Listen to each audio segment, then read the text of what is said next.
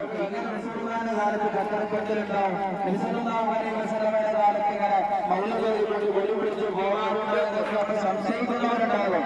അതൊക്കെ മഹബത്തിന്റെ അടയാളാണ്. അത് കിതാബ് നോക്കിയാൽ മലയാളം കാണാൻ സാധിക്കുകയില്ല. നിങ്ങളൊക്കെ ബഹുമാനപ്പെട്ട ഇമാം മാലിക് റളിയല്ലാഹു അൻഹു ആരാണ്? ഷാഫി ഇമാമിന്റെ ഉസ്താദാണ് ഇമാം മാലിക് റളിയല്ലാഹു അൻഹു. മാലിക് റളിയല്ലാഹു ചരിത്രത്തിലേക്ക് കണ്ടാൽ നമുക്ക് നോക്കിയാൽ കാണാൻ സാധിക്കും.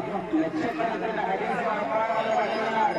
ആ ഇമാം മാലിക് റളിയല്ലാഹു അൻഹു മദീനയുടെ ബൗണ്ടറി എത്തിക്കഴിഞ്ഞാൽ മദീനയിലേക്ക് കടക്കുമ്പോൾ അവിടുന്ന് ചെരുപ്പ് കഴിക്കാറില്ല. പ്രിയപ്പെട്ട മുഅ്മിനീങ്ങളെ, ഇത് ഏത് കിതാബിൽ നോക്കി നമുക്ക് കാണാൻ സാധിക്കുക.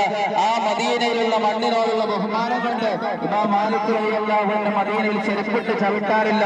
ഇത് മഹബ്ബത്തിന്റെ ഒരു പ്രകടനമാണ് എങ്കിൽ ഇനി ജീവിതത്തിലേക്ക് നിങ്ങൾ കടക്കുക. ബഹുമാനപ്പെട്ട ബിലാൽ ഇബ്നു റബാഹ് റളിയല്ലാഹു അൻഹു നബി സല്ലല്ലാഹു അലൈഹി വസല്ലം തങ്ങൾ മരണപ്പെട്ടപ്പോൾ ബഹുമാനപ്പെട്ട ബിലാൽ ഇബ്നു റബാഹ് റളിയല്ലാഹു അൻഹു പറഞ്ഞത്, ഇനി റസൂലുള്ള ഇല്ലാത്ത മദീനയിൽ ഞാൻ നിൽക്കുന്നില്ല എന്ന് ബഹുമാനപ്പെട്ട ബിലാൽ റളിയല്ലാഹു അൻഹു അവിടുന്ന് പറഞ്ഞ് മദീന വിട്ട് ബഹുമാനപ്പെട്ട ബിലാൽ റളിയല്ലാഹു അൻഹു ഓടിപ്പോയി.